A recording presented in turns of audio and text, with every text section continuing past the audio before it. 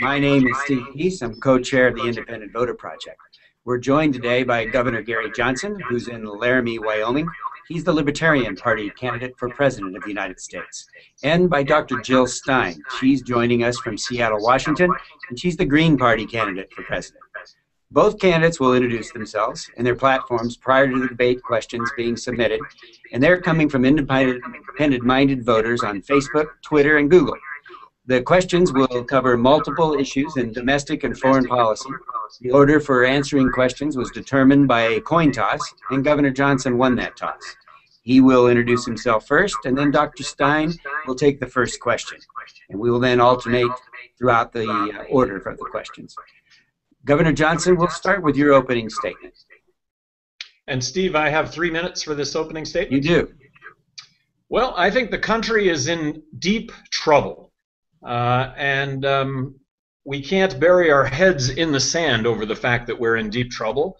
So where I'm different, I think, from everybody else is let's not bomb Iran. I think that if we bomb Iran, we're going to find ourselves with another 100 million enemies to this country that we wouldn't otherwise have. Let's get out of Afghanistan tomorrow. Bring the troops home.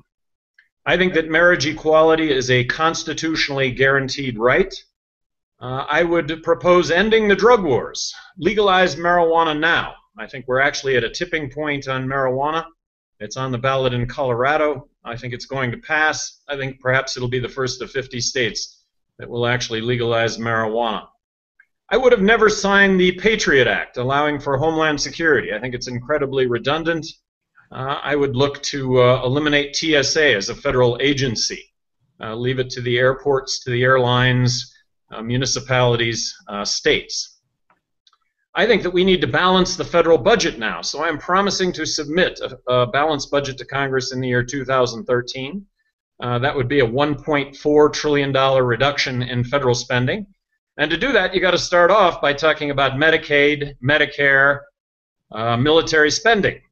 The debate a couple of weeks ago between Obama and Romney was all about who's going to spend more money on Medicare, when Medicare is a program that you and I are paying $30 into and getting a $100 benefit. By extension, we're paying in $30,000. We're getting a $100,000 benefit. It's absolutely unsustainable. I am proposing to eliminate income tax, corporate tax, abolish the IRS, and replace all of that with one federal consumption tax. In this case, I am embracing the fair tax, which I think is the answer to American exports. It ends up being cost neutral over a very short amount of time. Since we're bleeding out all existing federal taxes out of goods and services, it's the answer when it comes to our exports. And in a zero corporate tax rate environment, if the private sector doesn't create tens of millions of jobs, I don't know what it takes to create tens of millions of jobs. I also see manufacturing jobs flocking back to the United States in a zero corporate tax rate environment. Immigration. Let's not build a fence across the border. Let's make it as easy as possible for someone that wants to come into this country and work to get a work visa, not a green card, not citizenship, but a work visa that would entail a background check and a Social Security card that applicable taxes would get paid.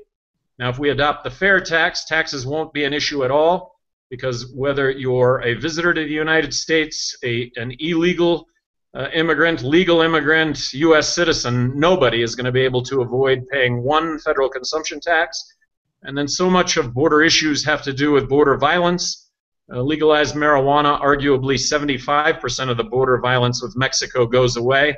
For the 11 million illegal immigrants that are here in this country right now, let's set up a grace period where we can document those 11 million illegal immigrants. Let's not talk about deporting, breaking up families, and I get back to no criminals in this country working either. That should be the real basis for the issuing of work visas.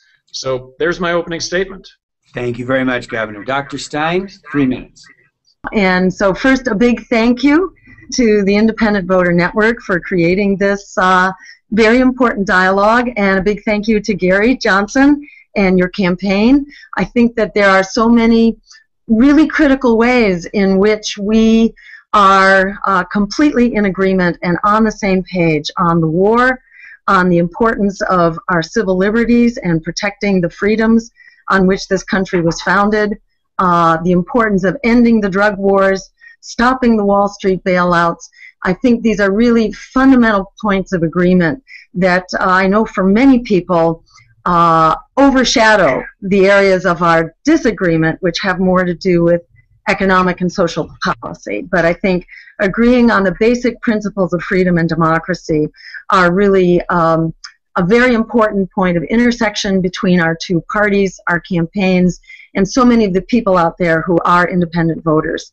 So with that said, I'm going to focus on what the real key agenda is for our campaign, and we believe for the American people. We see that fundamentally we are at a breaking point for people, for the planet, for the economy, and for our democracy, but that we can actually change this breaking point into a tipping point in this election at a time when so many people are breaking away from politics as usual. And we're advancing really critical solutions that so many people are supporting in poll after poll. So these are good road-tested solutions which in fact are affordable and which are within our reach now. So we are calling for, to start with, a Green New Deal to create jobs now, not simply more tax breaks for the wealthy, which is what the Democratic and Republican parties are calling for. We're instead, like the vast majority of the American public is saying, not tax breaks, but actual jobs. So we're calling for jobs like we created during the New Deal that got us out of the Great Depression, 4 million jobs created within the first weeks, 8 weeks actually, of the New Deal. So there's no excuse for us to sit in this chronic, relentless recession that we're still in. So we're calling for creating those jobs directly, not through a stimulus package like what the president passed, which provided largely tax breaks, and tax breaks don't create jobs. So we are calling, in fact, for direct job creation at the level of our communities in the areas of the green economy in particular, because we have two crises, not only the economic and jobless crisis, but also a crisis of climate. And we can solve them both in one fell swoop through the Green New Deal, which provides those resources for communities to create jobs, to become sustainable, not only ecologically, but also socially and economically. So we're calling for jobs in clean renewable energy and conservation, in local sustainable agriculture, in public transportation, in clean manufacturing, as well as hiring back the hundreds of thousands of teachers who've been laid off, hiring child care, after school, home care, affordable housing construction, violence and drug abuse prevention and rehabilitation, a broad spectrum. And the point is, communities decide. This is not a Washington-driven cookie-cutter program. Rather, it puts national resources into the hands of communities to create the jobs that they need. We're calling for health care. Thank you, Dr. Stein. So our first general category question comes from Allie in Wisconsin, and it is for you, Dr. Stein. 4 years after President Obama's 2008 campaign of hope and change, some have argued that we've definitely learned that acting reforms is much more difficult than simply campaigning for them. Knowing how difficult it's been for President Obama, how do you plan to get Congress on board with your platform? Great. So first let me say that President Obama was drinking the Kool-Aid in a big way. He was funded by Wall Street. He was funded by health insurance and pharmaceutical companies. He was funded by fossil fuels. So, it was very hard for him to then turn around and bite the hand that was feeding him. So we got exactly what one would have expected had he been looking at his funders. So that is a burden, shall we say, that my campaign does not carry. We don't take money that comes with strings attached. That means we don't take money from corporations, from lobbyists, from PACs or super PACs. We don't believe in $1, one vote. We believe in one person, one vote. So we actually have the ability to do what we say and to say as we do. So with that said, we come to this with the ability to actually carry through that agenda that we have promised to uphold. And specifically, the president, if she wanted to, could be not simply a commander-in-chief, but could also be an organizer-in-chief. The president has an incredible ability to go on primetime TV, to send out email blasts, to go on public radio service announcements, and basically inform everyday people about the key bills that are coming up, the main reasons why they should or shouldn't pass, and turn people loose to talk to their elected officials and to actually instruct them to represent them. People may remember when the SOPA and PIPA bills were going, they were considered a slam dunk. There was no way that ordinary people were going to stop them. And word got out on the internet that bills were in the works that would enable corporations to censor the internet, and people got on the horn, and within 2 weeks, that bill was stopped in its tracks. This should be the rule and not the exception for how Washington works. When everyday people are flying blind, we have a democracy that's not informed, then it's not empowered. People need to know what's going on and have the ability to weigh in a concise and time-effective manner to say, yes, we want health care as a human right. We want to legalize marijuana.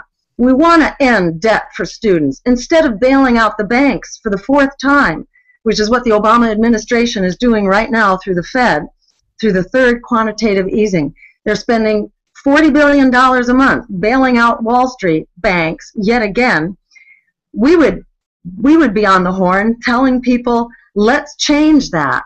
Let's, instead of bailing out Wall Street, let's bail out the students so we can put everyday people back in charge of our democracy as we should be. Thank you, Dr. Stein. Okay, we got a technical issue over in the governor's shop, and so Dr. Stein, you want to? I'll give you another question, and then we'll circle back to it. The tax rate on capital gains and dividends is set to go from 15% to the general income tax rate on January 1st for earned income. How would you address this issue once in office? So let me first say that that's only occurring at very high levels of income. So it's a very tiny percentage of voters. The very richest voters, in fact, I believe it's the top 2%, people with incomes over $250,000 who are going to face that increase. I believe that is where the Bush tax cuts applied, if I'm not mistaken. I don't believe that, and let me just think that through for a minute. That's my understanding, that that increase in capital gains and dividends is going to apply only at high levels of income. Let me say further that capital gains and dividend taxes generally applies to the top 10% because that's who it is that can afford to make these investments. So whether it's applying just to the top 2% or not, this is a tax that hits people who are of great means and who have benefited enormously from the changes in the economy over the past several decades, so that the tax burden has shrunk across all categories of taxes for the wealthiest, at the same time that income has surged for the very wealthiest. In fact, things are so unequal now that the top 1% actually has 40% of all the resources and all the wealth in this country, but the lower half, 1 out of every 2 people, the poorest people out there, share among them only 1%. That's like having 100 people in the room, 100 loaves of bread, 40 of those loaves are in the hand of just one person, and the skinniest 50 people in the room have only 1 loaf of bread to share among them. So let me just say as an overarching statement that we badly need to correct the extraordinary, obscene economic inequality that everyday people are facing right now. No one is hit harder with that, in fact, than young people, the younger generation right now, who they're facing a 50% unemployment rate and are carrying around extraordinarily high debt burdens on top of it. So young people are getting hit with these disparities in the same way that elders very much are facing them and are relying on their Medicare and their Social Security to keep them out of poverty. So as a general broad statement, I think Americans don't like vast inequalities, and that's what we have in this country right now, greater than just about any other developed country. In fact, we're in the category of the undeveloped countries, the banana republics, the dictatorships right now. We're in that category with economic inequality. We need to fix that, and we're calling for fixing that through a Green New Deal, and also fixing that by ending some of the incredible unfair tax breaks that have been given to the wealthiest members of society, and that includes these drastic cuts in capital gains and in dividends. Doctor, let me go off script here for a minute while they're working on the technical issues in Laramie. You had an interesting experience last week at the officially sponsored Republican and Democratic debates.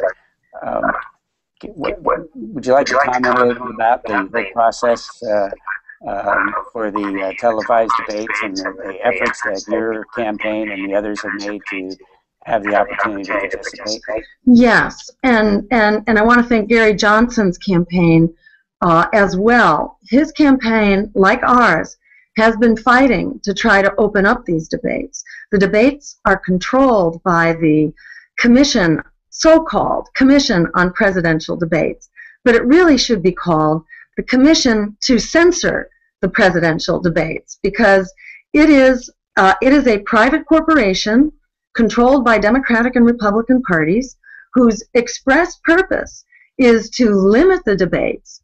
And that means not just limiting the candidates, it means limiting the American voter. It means preventing the American voter from understanding what their choices really are for candidates, but also for policies. And the American public is diverse. There are, over 300 million people out there. There's no reason in the world to try to squeeze 300 diverse people into two pigeonholes, which are both bought and paid for by the same corporate interests that are driving us into climate change, that are driving us into these health care boondoggles like Obamacare or Romney Care, whichever you call it, that really deliver the goods for the health insurance and the pharmaceutical companies, but not for the everyday people. So I went to protest that debate, was arrested at the entrance, not even to the debate hall, just the entrance of Hofstra University, where I and my running mate, Sherry Honkala, were not allowed even to pass. We were arrested, but we were not only arrested, we were put into very tight plastic handcuff restraints. We were then taken to a secret, undisclosed location, a black site, where we were handcuffed to metal chairs for 8 hours until after 11 p.m. We were arrested shortly after 2 p.m. And no one was, our staff actually did quite a bit of sleuthing of their own. They were finally able to override the intelligence of Homeland Security and the Secret Service, which doesn't say all that much about the effectiveness of Homeland Security and the Secret Service, that my untrained campaign was able to get around their blackout and actually find me at that site. They were then told they would be arrested if they stayed on site. Even when they were back at the debate site, they were told they would be arrested if they stayed at the entrance for simply being a member of the Green Party. I'd like to go back to your discussion about the makeup of the commission, but just another technical issue, if I can. I just been slipped a note, and you have some earbuds, I believe, there, Doctor. The technical folks need you to put the earbuds in to cut down on the echo. effect. We're in this cutting-edge technology here, you know, we're all experimenting. We have the governor back coming on board here, I see. So we ventured into a discussion while we lost you on the presidential debates that were hosted by the official commission here, the last two debates, and the doctor credited your campaign with working with theirs in terms of making efforts to get involved and discuss the difficulty of working with the commission. So I want to give you a little opportunity to comment on your efforts to participate in the televised debates. Well, just that we have filed suit. We filed suit in California. We filed suit in Washington, D.C. We put emergency clauses on these suits, so hope to get them ruled on. And of course, if we're successful, the Green Party will also be successful. But the Presidential Debate Commission, made up of Republicans and Democrats, with really no interest whatsoever in seeing a third party on the stage. So very difficult, and getting on the ballot in all the states is very difficult. Right now, I'm on the ballot in 49 states. One of those states, I'm an official write-in candidate, Michigan, and Oklahoma has excluded us from being in the from being on the ballot. So it looks like Oklahoma will be the only state that we're not on the ballot. And I might add that Americans Elect made us their candidate, made me their candidate, made me their nominee in Oklahoma, which I was very proud of, and their courts threw that out. So it's just a stacked deck, whether it's the debate commission or whether it's ballot access, you name it. It is a system that is made up of the two parties, the interests that be, and it's a really hard nut to crack. Okay, we have a question from Jack on Twitter. Dr. Stein has suggested that all student debt should be forgiven and education should be free from kindergarten through college. Governor, how would you address rising student loan debt and education costs? Well, I think the main reason for high education costs are guaranteed government student loans, that it's a real catch-22, that students right now, young people facing college, they're faced with these unsurmountable costs, really, for tuition. Just throw out a number, $15,000 a semester. Well, you know, kids are determining whether or not they want to go to school. Young people are determining whether or not they want to pay that amount of money. Most of them recognizing that they can't afford it. But then there's the obvious guaranteed government student loans. If guaranteed government student loans did not exist, I suggest that the cost of higher education would dramatically decrease. That is the reason for the high cost of college tuition. I really think also that in individual states, that states can come up with some very innovative programs. As governor of New Mexico, I actually signed legislation that allowed for lottery scholarships. We enacted a lottery in New Mexico with all of the proceeds going to education, to higher education. And when I was governor, every graduate from high school in New Mexico basically got free college tuition through these lottery scholarships. Now there was minimum requirements, and those minimum requirements, I believe, were like C plus grades. Dr. Stein, a couple of minutes for rebuttal. So I'll just say, in Massachusetts, we had free public higher education. It was part of the University of Massachusetts system. We had it for many, many years. The price slowly crept up, but it was free. Even before we had government loans, it was free. And it became unfree when the state decided that they had higher priorities than young people and higher priorities than our economy, which really requires educated workers to have a productive economy. And in particular, it was healthcare costs that were climbing and that were devouring bigger sections of the budget at the same time that larger tax breaks were being provided for the very wealthy. Now, those are two drains on the economy that can be fixed. For one thing, we should be moving to a Medicare for all system, which greatly reduces the costs of health care. This is how every other developed nation provides comprehensive health care at half the cost per person of what it costs in this country. So we can ensure that we're not dragging down our budgets with the likes of Obamacare or Romneycare, but in fact move to a Medicare for all, which eliminates the massive red tape and bureaucracy that's now gobbling up 30% of every healthcare dollar. But back on the issue of student loans, I just want to underscore, I should say, on free public higher education, that it pays for itself. We know this from the GI Bill following the Second World War, because we, the taxpayers, paid for the education of returning soldiers to go to college.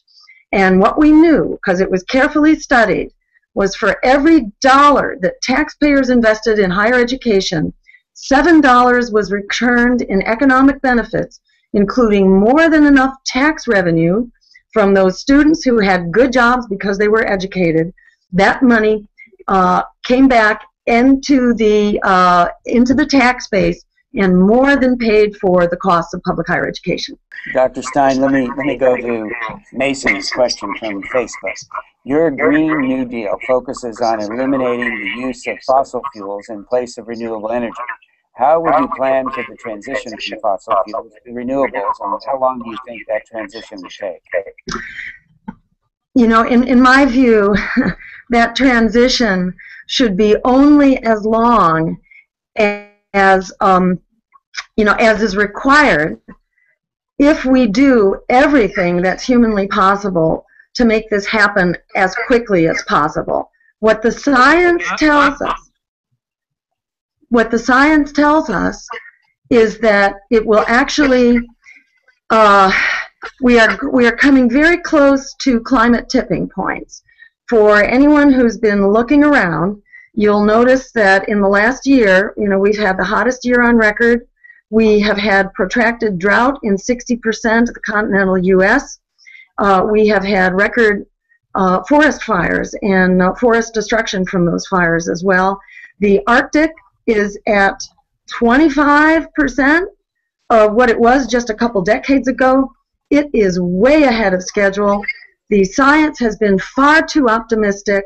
We have a climate emergency on our hands, and it's very critical that we move ahead with all due speed. That same science that told us that the Arctic would be here for another couple decades, that same science has said that if we haven't made substantial progress by 2020, essentially that our goose is cooked, because if the climate does proceed to meltdown, the reality is it doesn't just like change and get a couple degrees warmer. It goes into a perpetual state of warming, and this is not compatible either with an economy or with civilization as we know it, including the melting of the glaciers and the ice caps and so on. So this is not a place we want to go. On the doctor's Green New Deal proposal?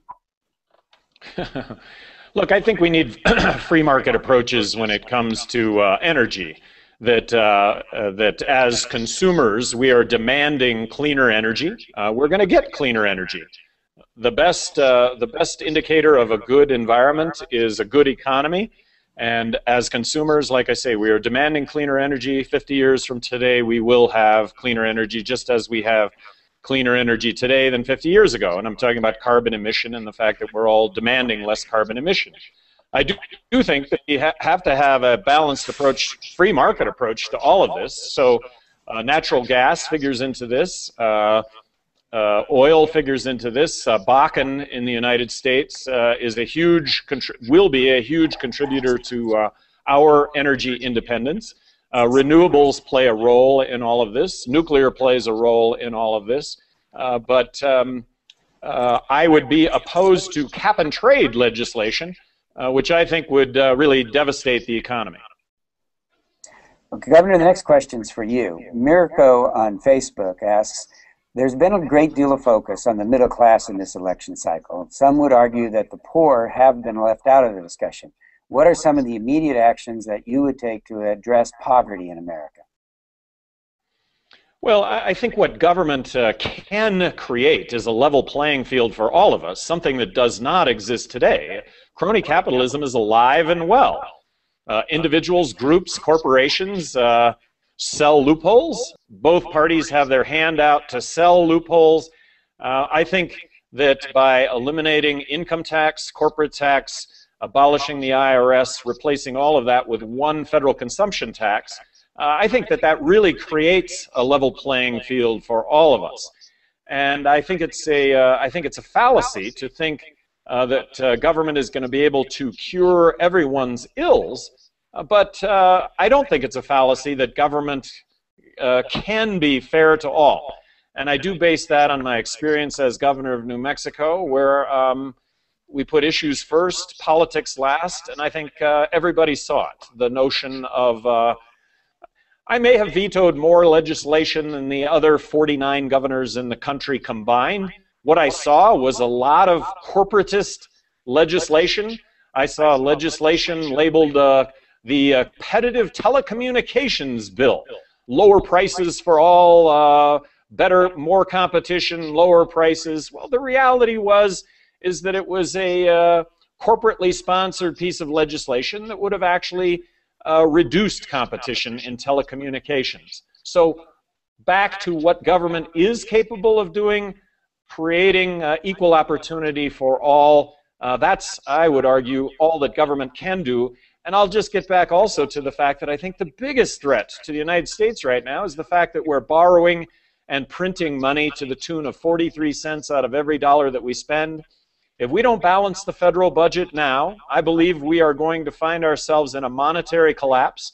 And a monetary collapse, very simply, is when the dollars we have in our pocket buy a thing because of the accompanying inflation that goes along with borrowing and printing money to the tune of 43 cents out of every dollar we spend. Joel Stein talks about the melting polar ice caps. You know what? A monetary collapse, when the shelves are bare because our dollars don't buy anything, which, by the way, Russia experienced at the end of the 80s, that's going to be an ugly situation. We're going to be burning furniture to keep warm unless we actually get our fiscal house in order. Doctor, you need to unmute yourself again. So let me take these things. How about now? Okay. All right. Learning as we go here.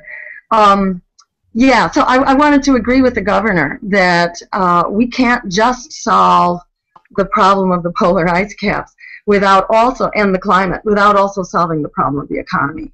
The two have to be solved together. We can't save the people without the planet, and we can't save the planet without an economy that works for people.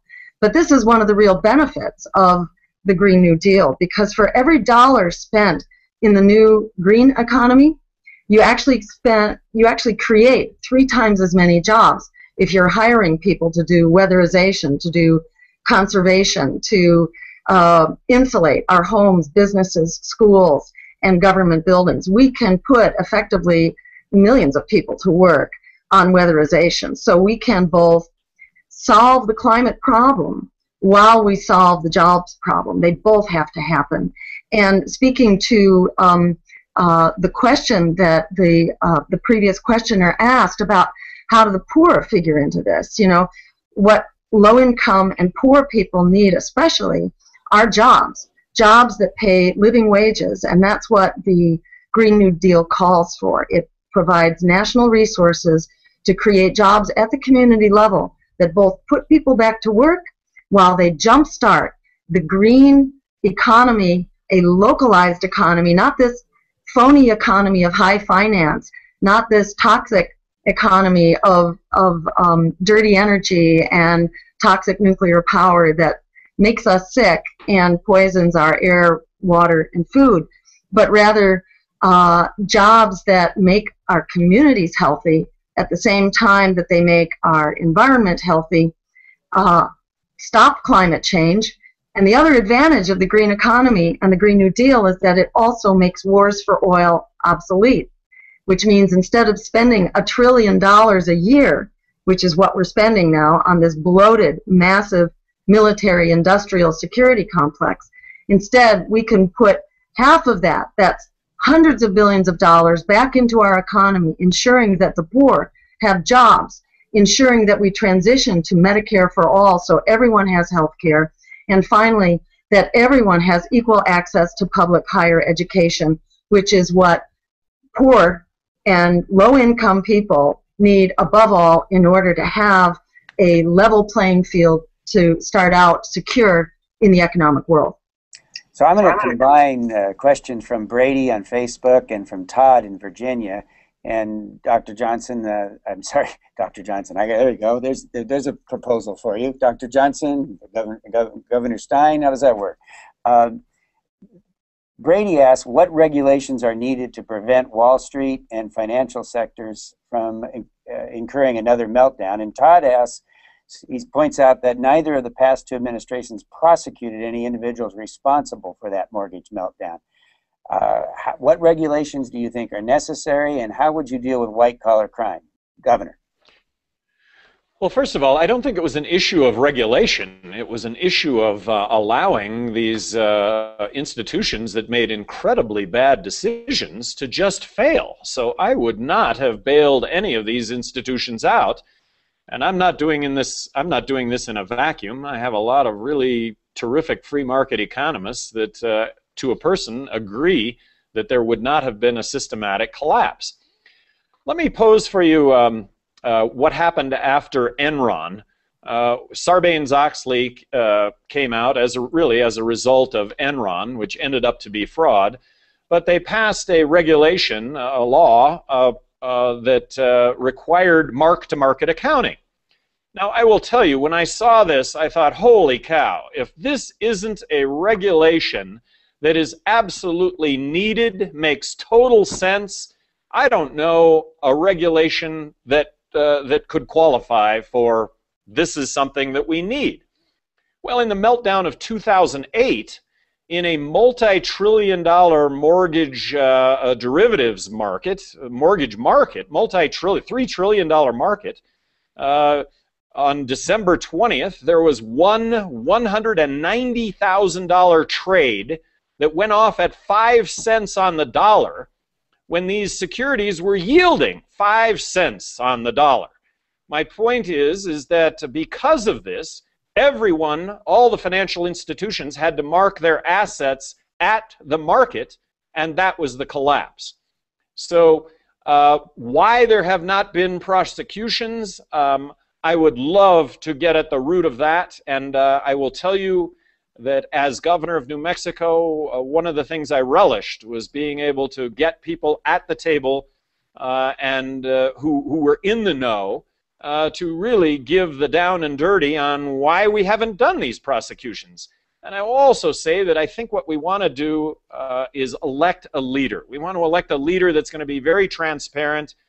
Look, I'm going to go after these prosecutions, but if for whatever the reasons are that we're not prosecuting, I don't think any of us really understand why there haven't been any prosecutions. I really can't tell you, because I think that there were a bundling of these assets done in a way that was fraudulent, that really criminal. So, Dr. Stein, I'm judging from your description of your experience at the debates the other day, maybe you can shed some light on what's going on in the prosecutorial arena. Yeah, I mean, the prosecutions are not happening. Even Ronald Reagan prosecuted over 1,000 corporate executives responsible for the S&L crash. That was tiny compared to the crash that we have now. And I think it's pretty clear why they're not being prosecuted, because they're all over the White House, and because Barack Obama and the White House are, in bed with Wall Street. And Timothy Geithner, he's running the Treasury Department, and he looked the other way as head of the Fed, as head of the New York Fed, while all this waste, fraud, and abuse was going on. And so it's no surprise that a Wall Street-run White House is not prosecuting Wall Street. And the same is true for the head of the Department of Justice, who in fact has many clients at his private company in which he worked and will work again someday. They have many clients that are at Goldman Sachs and the other companies that not only crashed the economy, they created predatory lending to start with. They They targeted vulnerable people. They sold them fraudulent mortgages. They bundled those mortgages into fraudulent securities, and then they peddled those securities on unsuspecting buyers, many of whom were their own clients. And when the whole house of cards came crashing down, they demanded to be bailed out, which they were. And I want to differ a little bit from the governor. It was not only the bailouts that created this problem. We had a real problem even before the bailouts happened, which was that the economy did come crashing down because those fraudulent mortgages that had been bundled into securities were then bet on. And the reason they were bet on was because the protections that had been passed after the Great Depression had been repealed. So this is an excellent case in point of where regulations were protecting the American public. Those regulations were repealed under Bill Clinton, and Larry Summers, who was the architect of the Wall Street crash, he ended the Glass-Steagall law that separated the commercial and investment banks, and he also enabled the reckless gambling and the speculation on the derivatives. So this didn't happen by accident. We've been here before. We've learned you cannot allow so much economic power to concentrate into the hands of a few, but that's what both Democrats and Republicans have been bringing us for quite some time. And that's what we'll fix in my administration. Doctor, we'll stay with you here, and we have a foreign policy question from Alex on Google+. Is there a point in which, in a humanitarian crisis such as in Syria, that does, despite both of your general opposition to intervention in foreign countries, merit unilateral action by the United States in order to prevent atrocities? You know, we're seeing blowback in Libya now, you know, where some of the groups that came into power were armed by us. The interventions breed very unpredictable and violent results. And it's clear now in Syria, for example, that many of the arms that are flowing into Syria are flowing into the hands of groups that are our sworn enemies. And when you depose one government violently and put weapons of violence into the hands of whoever, you know, that this is not a solution, that this is not what peace and security looks like. I think we've been taught over the last 10 years with trillions of dollars spent on Iraq and Afghanistan, which are additional cases in point, where it was so intensively argued by Democrats and Republicans and the media that there was compelling need for intervention. Yet look where we've gone, even in Afghanistan, where the strongest case was made that we had to go in and deal with Al-Qaeda. We have a mess on our hands, and we find ourselves exactly in the same position that the Russians were in a couple decades ago. This is a very dangerous territory to get into. Unilateral intervention in areas that we don't belong and where we don't have good understanding of the culture and what's going on. We don't have trusting relationships with the people. This is an argument made fundamentally by the weapons industry, which would love to keep selling more arms, which in fact is profiting from the sale of arms into every hot spot around the world. This is basically pouring gasoline on the fires of religious, ethnic, and national conflict around the world. We should not be entering into such conflicts unilaterally unless there are unique circumstances which we have not seen in decades. Governor, your response. Not think that we should intervene militarily, that there are no real humanitarian wars that we should engage ourselves in. Now, as governor of New Mexico and in my life, I've learned to never say never. I don't think that any of us want to sit by and watch some Holocaust or some atrocities going down. I'll borrow from a Supreme Court justice that was asked, what is your definition of pornography? He said, you know, I really don't have a definition of pornography other than to say when I see it, I know what it is. So in this case, I don't think any of us want to watch a Holocaust occurring. But I don't want to apply a definition here or a course of action that, for the most part, is what we've been doing forever, is militarily intervening. In Syria right now, we are funding the insurgents. The insurgents are jihadists. Did not we learn from Afghanistan, where we funded Osama bin Laden? There is no end to our military interventions and the unintended consequences that go along with these military interventions. I would just suggest that we have hundreds of millions of enemies to this country that, but for these military interventions, would otherwise not exist. Drones take out the target, but drones also kill innocent civilians in these countries. And these innocent civilians that die are friends and family of others that vow vengeance against the United States, up to and including giving their own lives, if need be, to bring about that vengeance. Thank you, Governor. One last question, and then we'll move to the summaries. And this is a question that's going to be, I think, of particular interest to folks who are tuning into this Google Plus Hangout. Linda on Twitter asks, new technology is creating many questions regarding the government's role in our individual lives. Where do you draw the line between personal privacy and national security? Governor? Well, I would have never, so as governor of New Mexico, I vetoed 750 bills. I had thousands of line item vetoes. Only 2 were overturned, so it made a difference when it came to billions of dollars worth of spending. Made a difference when it came to government telling us what we should or shouldn't do in the bedroom. So how would it have worked if I would have been president of the United States after 9/11? I would have never established the Department of Homeland Security. I would have never established TSA. I would have left airport security to the airports, to the airlines, to municipalities, to the states. I would have never signed the National Defense Authorization Act, allowing for you and I, as U.S. citizens, to be arrested and detained without being charged. I think this is why we have fought wars. So our civil liberties are being eroded. I would also like to point out that the ACLU gave a report card on all the presidential candidates during this last cycle. Jill Stein was not included in this analysis, but 24 Liberty Torches was a perfect score.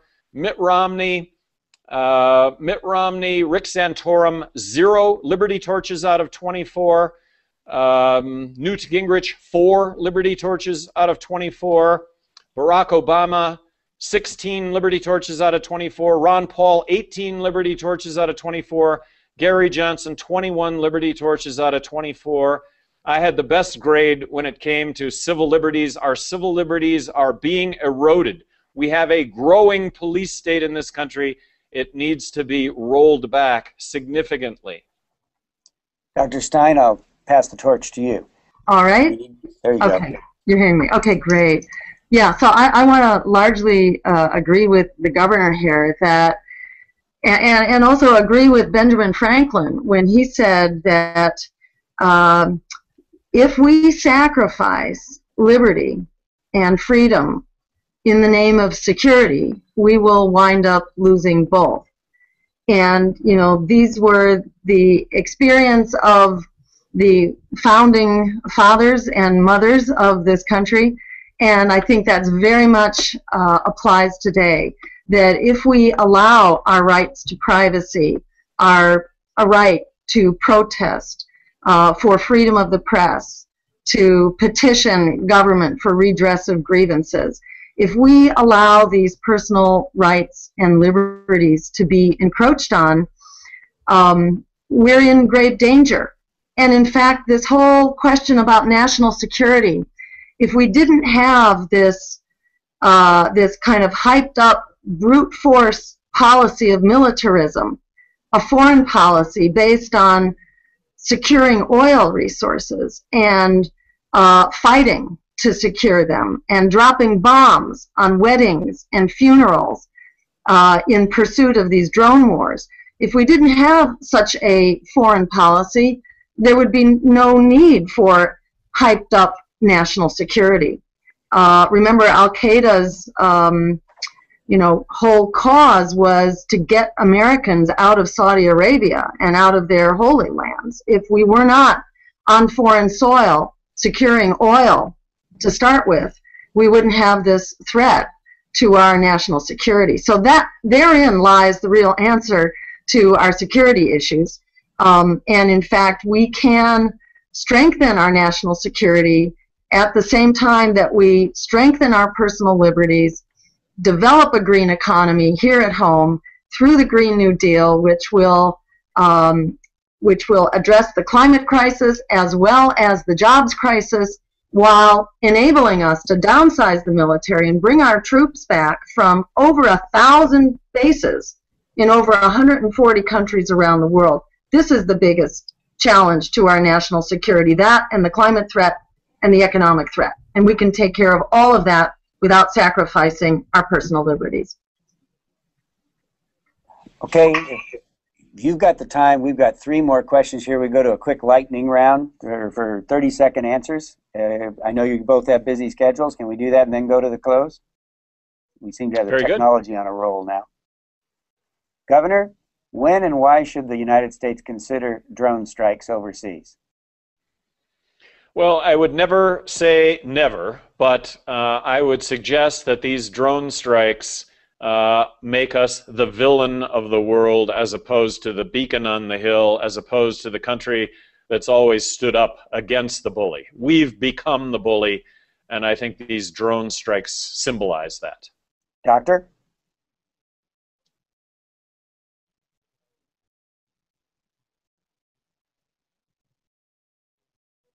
Okay, I want to agree with the governor on that.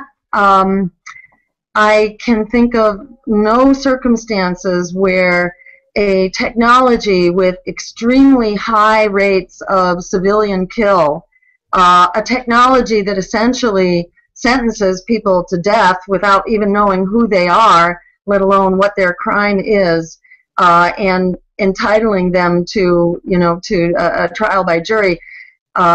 This is a very dehumanized, draconian form of warfare that has an unavoidable high civilian casualty rate.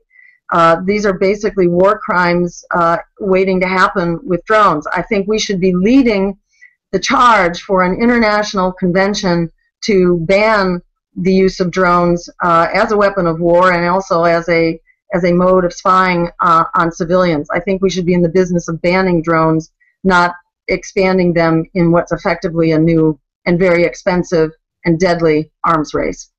Staying with you, Dr. Stein, Dion and Google Plus would like to know, what role do you believe the federal government should play in improving K-12 public education?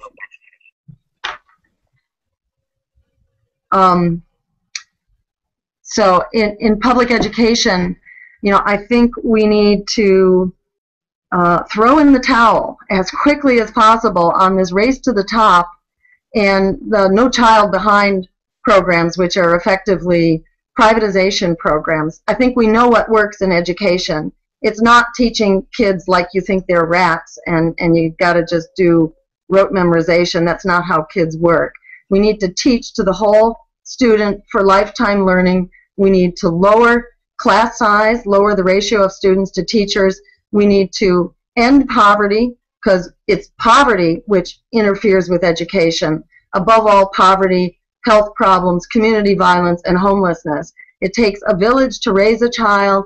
It takes a village to educate a child. The Green New Deal is a program to eliminate poverty, and it will essentially allow us to bring kids to school who are ready to learn. Governor. I would abolish the Federal Department of Education, established in 1979 under Jimmy Carter. I don't think there is anything that would suggest that the Department of Education has been value-added since 1979. The federal government gives each state about 11 cents out of every school dollar that every state spends, but it comes with 16 cents worth of strings attached. Federal government says, here's 11 cents and you have to do A, B, C, D. Well, A, B, C, D costs 16 cents. So it really is a negative to take federal dollars. I think federal government needs to get out of the educational business completely, give it up to the states, 50 laboratories of innovation and best practice, and I think that's exactly what we will have. We'll have some fabulous success that will get emulated. We'll also have some horrible failure that'll get avoided. But if we have 50 different laboratories working on this as opposed to Washington knows best, Washington top down, has all the answers, they don't. Thank you to both of you for your responses and the discussions on the issues. And we'd like to thank our followers who submitted the questions. We come to the end of the question period and an opportunity for 2 minutes for each of the candidates to do a closing statement. And you are certainly welcome to address any issues that the questions didn't touch upon. And we'll start with 2 minutes to, excuse me, to Governor Johnson. Well, I wouldn't be doing this if I didn't think that I could do a really good job as President of the United States. So I want to ask everybody out there to just check me out, GaryJohnson2012.com. I've been an entrepreneur my entire life. I started a one-man handyman business in Albuquerque in 1974. Actually grew that business to employ over 1,000 people. It's amazing what can happen when you show up on time and what you do, and that what you say you'll do, you do. It's amazing how far you can get with that. I sold that business in 1999. Nobody lost their job. They're doing better than ever. It allows me to have a full-time unpaid job running for President of the United States. I was a two-term governor of New Mexico. I came into politics completely outside of politics. The Republican Party was inclusive in New Mexico. They said, hey, you can go out, you can make your case, you can go to all the meetups, you can take part in all the debates and the discussions, but you just need to know that you'll never win, that it's not possible to come from completely outside of politics and get elected governor in a state that's 2-to-1 Democrat. Well, I got elected, and it was based on what I had to say. I'd like to think, which was, hey, smaller government is a good thing. Keep government out of the bedroom, and then how about a common sense business approach to state government? Best product, best service, lowest price. In that context, I vetoed 750 bills. Only 2 were overturned. It made a difference when it came to billions of dollars worth of spending. It made a difference when it came to government telling you or I what we could or couldn't do in the bedroom.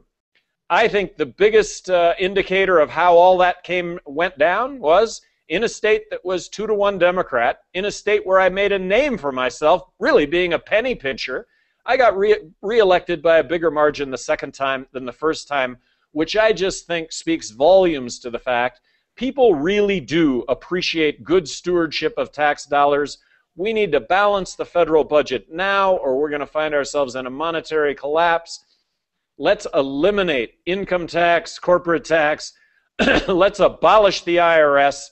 Let's reboot the American economy for the next 100 years. Let's bring manufacturing jobs back to the United States. Let's create tens of millions of jobs because of that environment that we have more, that we do have the capability of creating. Thank you, Governor. Dr. Stein. Great. Okay, so thanks to everyone for being a part of this very interesting discussion. And I also want to just take this opportunity to invite Governor Johnson to participate in a debate on Monday night with Democracy Now! I think that he brings really important issues to the table that badly need to be heard. I think we need to diversify the discussion in this election, and he brings a really important part of that diversity to the table and really important experience. So I just want to thank you. And not to mention that we agree, I think, on so many critical things, peace, freedom, ending the drug wars and the bailouts, and the more that these ideas are pushed forward in this election, the better. And then I'll just say a quick word about myself, that I come to this as a mother and a medical doctor, basically. When people say, what kind of medicine are you practicing? I say, now I'm practicing political medicine because it's the mother of all illnesses, and we've got to fix this one if we're going to fix everything else that ails us. And specifically, I got into this as a mom of young kids and a medical doctor, seeing the healthcare system falling apart, but also seeing this epidemic of new diseases descending on our kids, which, you know, I think is cause for great consternation, not only because they're getting sick with things they never had before, not just them, but they're indicators of how we're all getting sick. Everything from asthma to cancers, learning disabilities, autism, diabetes, obesity. These are epidemics that we didn't used to have. So, Dr. Stein, thank you for your presentation. Governor, thank you. For those that participated in this Google Plus Hangout, thank you for participating. Thank you for the questions. And we urge you to turn to IVN.us for unfiltered political news about these candidates and more on November 6th. Thank you and good night.